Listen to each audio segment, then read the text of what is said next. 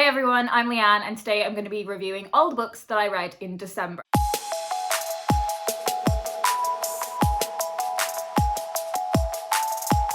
We don't have the lovely aesthetic fireplace in the background today because when I arrived back to the flat after Christmas, there was no Wi-Fi. There was also no heating, which did feel like a more urgent issue. Unfortunately now, the boiler is working. The first night back in the flat with 2 hot water bottles, thermals, loads of blankets was not fun. But we're all good now, apart from still no Wi-Fi. There is a little bit of reading time before the end of December, before the end of the year, but I'm just calling it a day.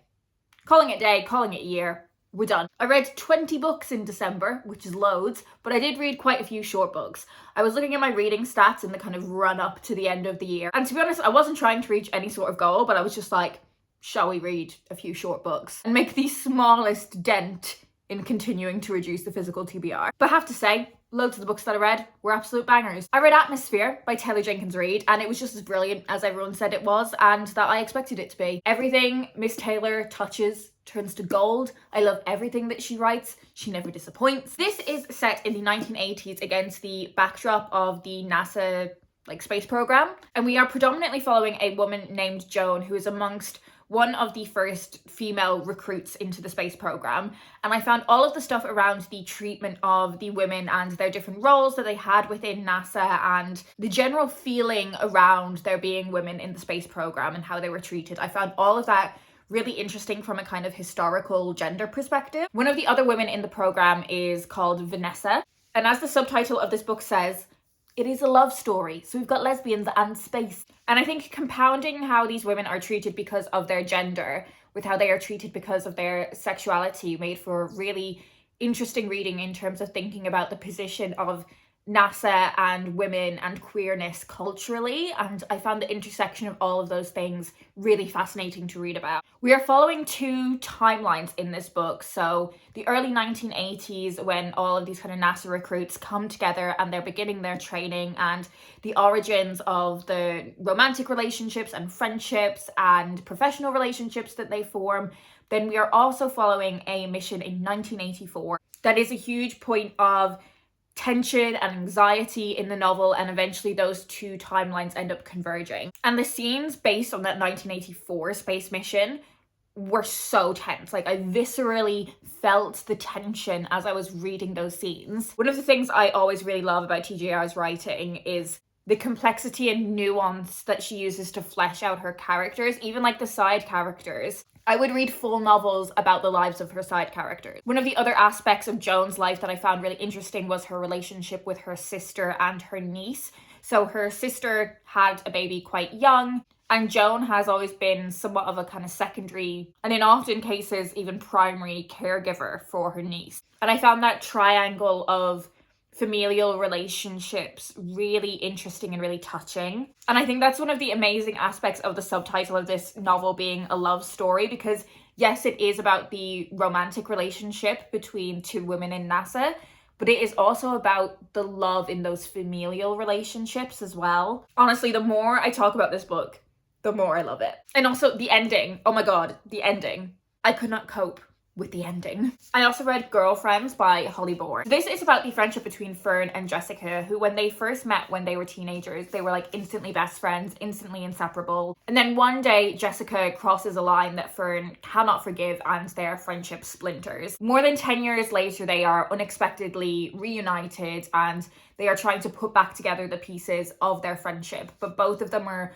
harboring a lot of feelings around their relationship to one another and the conflict between them that go uncommunicated. This is another one where we're hearing from kind of multiple time periods. So you're following the progression of them trying to reignite their friendship in the modern day, but we're also seeing flashbacks to moments in their friendship that were really key in building up the feelings of resentment that they harbor. Reading about the intensity of female friendship is something that I found really interesting. I find there's so much kind of intimacy and heightened emotion around close female friendship that always makes for really compelling storytelling. I love Holly Bourne's writing. I love what she's written for young adults and grown-ups alike, and oftentimes with her book there is a theme of kind of the treatment of women and misogyny running through them. And for a long period of this novel, I wasn't quite sure what angle she was coming at some of the topics in this book from. I was trying to kind of dissect kind of what the message of the book was and whether, you know, her character's feelings were indicative of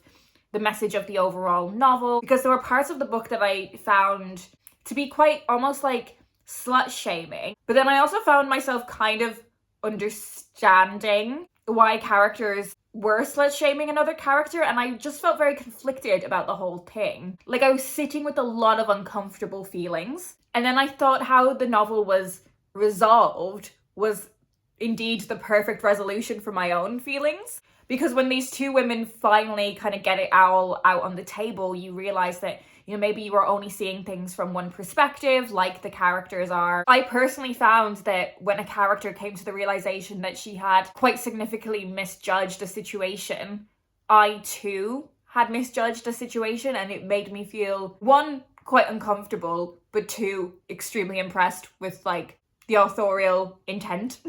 So yeah, love everything Holly writes. She has never missed. I also read The Favourite by Fran Littlewood, and I have said for a long time that I actually really like books about sisters. And I think I was lying to myself and lying to you, because I'm not sure I do. I think I really like books about very like intense, intimate female friendships like we had in Girlfriends, but I actually am not sure I like books about sisterhood. Like, I don't have sisters.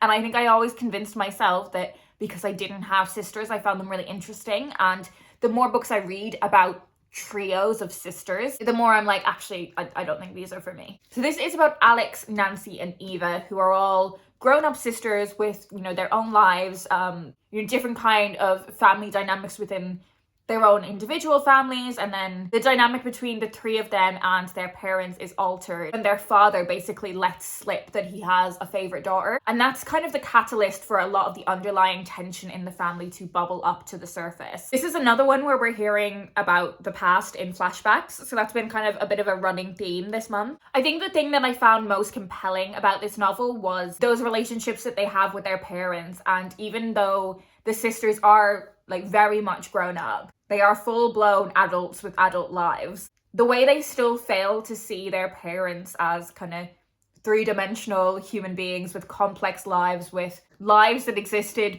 before the children were there. I think it's an experience that everyone kind of goes through as an adult, kind of re-examining things that happened when you were a child that you didn't have the information or the skills to kind of comprehend and understand. And that's a lot of what this book is about. People can sometimes mythologize their parents instead of kind of seeing them as like individuals. But I think where this book didn't necessarily work for me is I didn't find the lives of the three sisters that compelling, or the relationships between the three of them that compelling. A lot of it I just found kind of frustrating middle class squabbling. This book was really, I suppose, a mixed bag for me, because there were some aspects of it that I found really brilliant and some bits of it that I just found a little bit tedious to make my way through. Overall, I would still say it is a really great novel. There was just some aspects of it I enjoyed more than others. I also read Everyone I Know Is Dying by Emily Slapper, and I have to say it, like her name, this book slapped. So this is about a young woman named Iris who is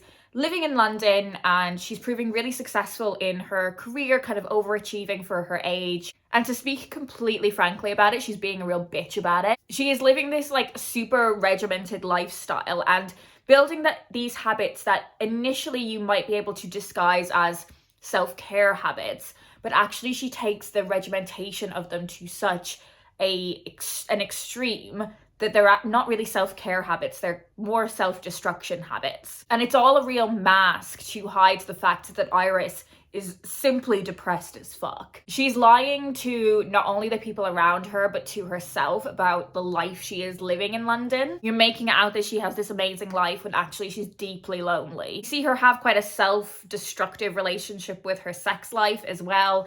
And there is this kind of romantic triangle that happens between her and her flatmate and some other guy. If anyone else has read this, I would love to hear your thoughts on the relationship between her and the flatmate, because I have thoughts. Do we think that's a good relationship? Are we meant to think that's a good relationship? Over the course of the book, we are basically watching Iris completely unravel to get to a point where she is now going to try and build herself up again. I simultaneously found Iris a really annoying but also really compelling and sympathetic character. And I think that is such a difficult thing to nail. Like, to manage to create a character that I simultaneously had so much dislike for and so much empathy for and wanted to kind of take care of. I think being able to craft that sort of character is so impressive. And I think there was so much in the root of Iris's masquerade of living a particular kind of life that I definitely connected to. Like, when I first moved to London, I feel like I was definitely performing a life that I didn't quite have. They did have aspects of like snobbery to it, or like maybe feeling I was like better than other people. Like, this book definitely held up a mirror to my former self in a way that was quite confronting, but also like was really nice that I recognized that I don't behave like that anymore. And I never took it to the extremes that Iris did, but I think there was so much detail included about kind of the origins of her feeling the way that she did that made her a character that I think I and lots of people connect to. I also read A Set Piece by Lana Schwartz. If you like the movies of Nora Ephron, I would recommend this. This is about the relationship between CJ and Jack. And when we first meet Jack, he is kind of a beginning to break out actor, and CJ is a bartender, and they have this amazing, like, incredible single night together. 5 years later, Jack's star has totally risen. He is starring in another remake of The Great Gatsby. It turns out that CJ has actually become a really successful production designer who is also working on that film. And we're following them rekindling their connection while also trying to navigate the kind of parameters of their professional working relationship. CJ also has a young daughter, so she's trying to navigate whether she brings a new man into her daughter's life or not. This is published by 831 Stories or 831 Stories. I'm not sure how you're meant to say the numbers, but they publish these relatively short romance novels that, from my understanding, just have a slightly higher quality of writing to them to a lot of the romance that I have maybe been reading this year. So I've really actively wanted to read this publisher. This book definitely lived up to the expectation or preconception that I had about the work that they publish, and I'd be really excited to read more books that they have released. I have a bunch more on my shelves, so I'm really excited to read them. I love that they're not too long either. I find that some of the romance books that I've read this year have just kind of dragged out in terms of like including unnecessary conflict or detail. Our two leads and their supporting cast of characters don't feel like caricatures in the way that I have found with some characters that I've read in romance books. Like, these are real grown-up people dealing with real grown-up feelings and situations. If you are someone that has loved tropes like the kind of celebrity normal person or second chance romances, then I would really recommend this as something that is, I think, a slightly more elevated reading experience. I read this in one sitting and loved it. Two more books that I read in one sitting each. I read The Tenant and The Boyfriend, both by Frida McFadden. One of them I enjoyed a lot more than the other. So the one I didn't love as much, but still absolutely blitzed through, was The Tenant. This is about a man named Blake who is fired from his job in kind of circumstances that don't really make sense, really mysterious. He's kind of accused of something that he didn't do. So he and his fiance decide that they are gonna rent out their spare room to get some extra cash, and that is when Whitney comes into their lives. The more time that Blake spends with Whitney, the more he begins to feel like there's something that's not quite right. There are things that are happening in the flat that feel like she's almost like targeting like him with negativity. Like, there are things like he thinks that he can smell decay around the house. There's things that end up happening with like their laundry products, and he just thinks that Whitney is the root of all of these things. In true Frida McFadden style, which is something I feel like I can say now that I've read 4 books, what's actually going on is way more twisty and unexpected. I don't have any particular criticisms of this one other than I don't think I found the trio of characters, so Blake, his fiance, and Whitney, I just didn't find them as kind of interesting as I have some of Frida's other characters, and the reveal of what was actually going on didn't leave me as kind of jaw-dropped as some of her other books have. Speaking of which, The Boyfriend. Oh my god. So this is about Sydney, who is a single woman living in New York, and she has had a terrible dating life. She broke up with her boyfriend Jake a few years ago, and since then she's just had like bad luck with dating. She ends up on a particularly terrible date with a very, very creepy guy, and she is rescued by this very handsome mystery man. We skip forward in time a little bit, and then we find out that there has been a string of women who were murdered. And you spend the whole book not quite sure if this mystery man is involved or not. Meanwhile, you are also having flashbacks to this guy's childhood, or like his teenage years, and you do find out that like he's a creepy little guy, like real creepy, real strange, and is definitely like messed up in some shit as a teenager. And you spend so much of the book, or at least I did anyway, like trying to piece together how exactly this guy is involved, or who exactly he is, or like whether there were other characters in Sydney's life that are somehow linked to this. And I kind of felt like I had a sense of what was going on, but none of the pieces seemed to fully fit. And then you find out what is actually going on, and I was like so impressed and pissed off at the same time. No notes. I thought this book was great. Okay, I feel like I've spoken about those books for grown-ups for quite a long time. I had lots of things to say. I'm not going to talk about the books for younger readers as much. I feel like there's not as much to say. That's not to say I didn't love a lot of these books that I've read. I had many thoughts on all of those books. So I read The Wizard of Oz by L. Frank Baum. This was the perfect like cozy pre-Christmas reading experience that I was looking for. Like it was very low energy to read this, to kind of just let this children's classic wash over me. But what I do want to talk about is the context of reading this for the first time, having just seen Wicked. So my experience with the characters in The Wizard of Oz is kind of just knowing them from like wider cultural consciousness. Saw the Wizard of Oz film at some point as a child, and I felt like I just kind of knew the Wizard of Oz story. I then saw the Wicked musical on stage a few years ago, and then obviously I've watched the 2 Wicked films as they have come out. So it was really difficult for me to not experience this book within the context of having just seen Wicked. And for me, I found that a really kind of nice, cozy reading experience. But I do wonder what it must be like for younger readers now, that their first interaction with The Wizard of Oz might actually be Wicked, which doesn't make sense. Like your first interaction with this story should be this story, whether it's the novel or an abridged version or like the original film. There are so many aspects of Wicked that I don't think make sense unless you have an awareness of the Wizard of Oz. And I would love to speak to a child about what that's like. But anyway, that doesn't actually have anything to do with this book because, you know, this book is itself a thing. But I don't have much more to say about it other than I enjoyed reading it. I also read Alice with the Y by Anna James, and I enjoyed this one a lot. So this is kind of an Alice's Adventures in Wonderland inspired story where we are following the original Alice's granddaughter who mistakenly finds an invite to Wonderland that was intended for her grandmother, and she actually ends up going to Wonderland and is like the wrong Alice, and she finds herself on this whimsical quest that was intended for her grandmother, but they've just decided to give to her because she'll have to do, even though she's the wrong Alice. And the sense of like conflict in this quest is that the Sun King and the Moon Queen are squabbling over a spare hour.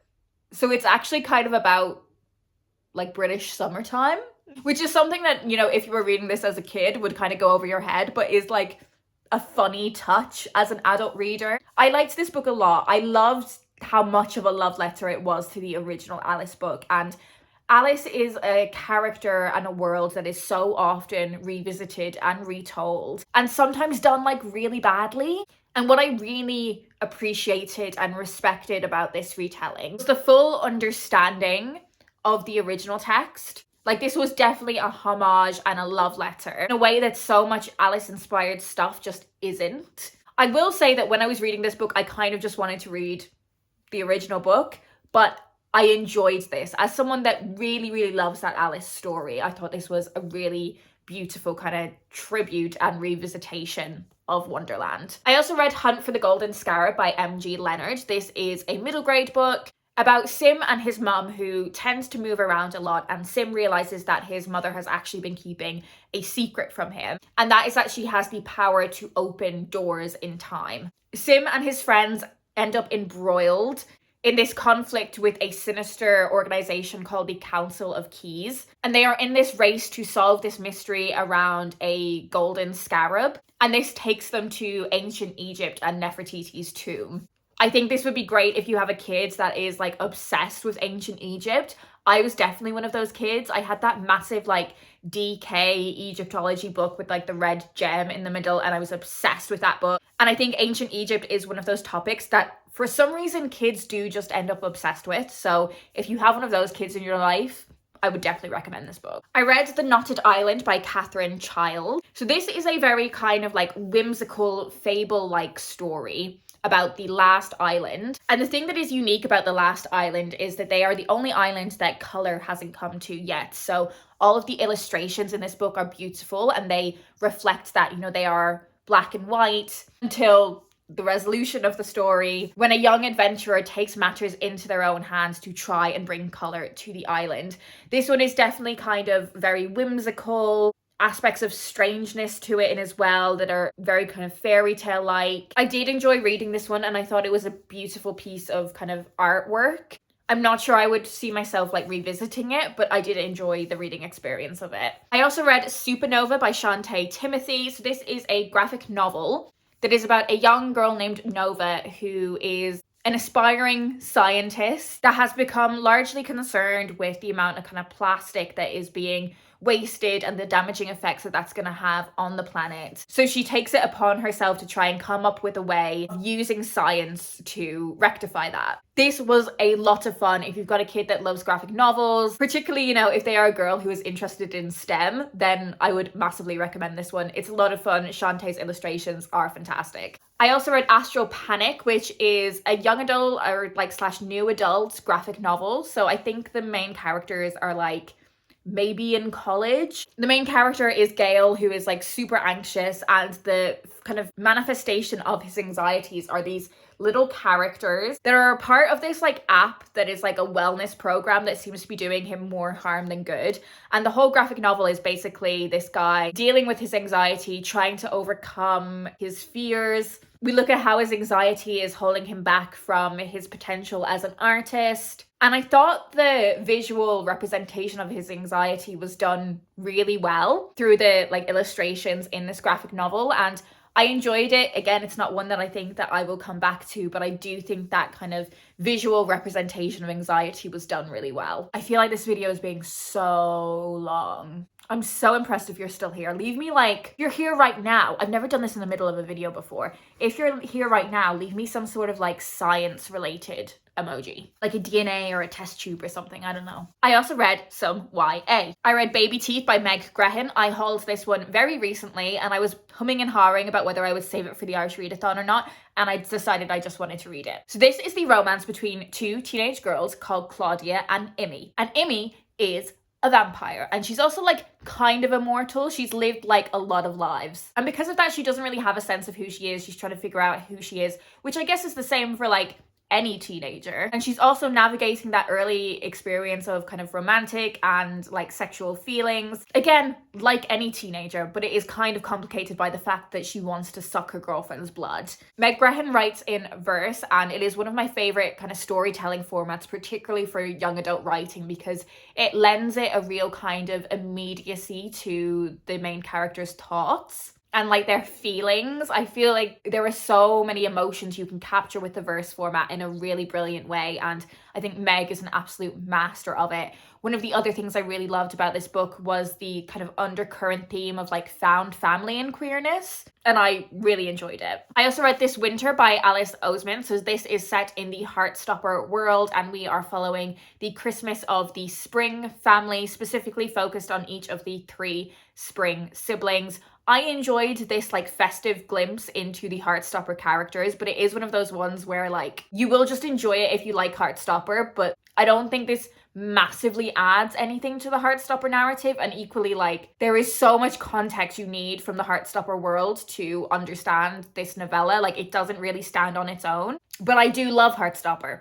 So I liked this one. I also read Highly Suspicious and Unfairly Cute by Talia Hibbert. So I had read a couple of this author's adult romances and hadn't read any of her young adult books before. And this is about the kind of best friends to enemies to lovers trajectory of Bradley and Celine. We know that they had a really, really close friendship that ended. And as the novel goes on, we learn more and more about kind of why there was conflict in that relationship. These two teenagers are kind of pushed back together because they both enter into this program that is set to kind of really test and develop their leadership and teamwork skills and creative thinking. And the kind of overall winner of this program will receive a full tuition paid to the university degree of their choosing. So it's an absolutely huge opportunity that both of them are taking very seriously, but they are coming at it from, I suppose, two slightly different angles. Really wanted to love this book more than I did because there were so many things that I did love about it, but I think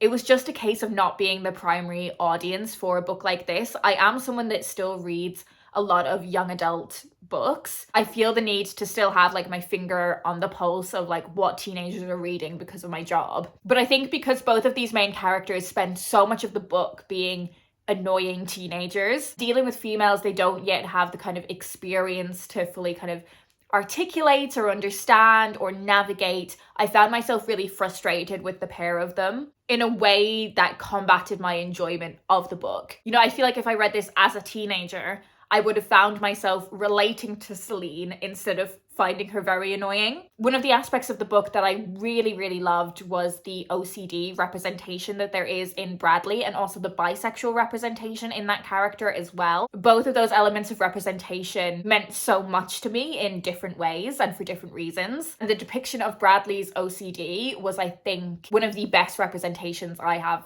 ever seen of that in a book. So I would definitely recommend this to teenage readers. I think I just wanted to enjoy it more than I did because this book wasn't necessarily, you know, for me. And then super quickly, the 4 books that I read for work in December were The Lost Daughter of Sparta by Felicia Day, which is a graphic novel, The Merry Christmas Murders by Alexandra Benedict, Bury Your Friends by Benjamin Dean, and Survival Show by Juno Dawson, which comes out next year. Oh my God, I feel like this is the longest wrap up I've ever done. Thank you so much if you stuck around. I just had a really great reading month in December. I'm not going to monologue too much about this because I'm about to do like a bunch of end of the year kind of review and wrap up videos about my reading for the whole year. But I really enjoyed being off work for a really long time and reading books for funsies. That was great. Rest is a beautiful thing. Okay, as I've said, this has been a long one, so I'm going to say goodbye. Do keep your eyes peeled for all of my kind of end of the year roundup content. That is it for me today. I hope you're well, and I'll speak to you in my next video.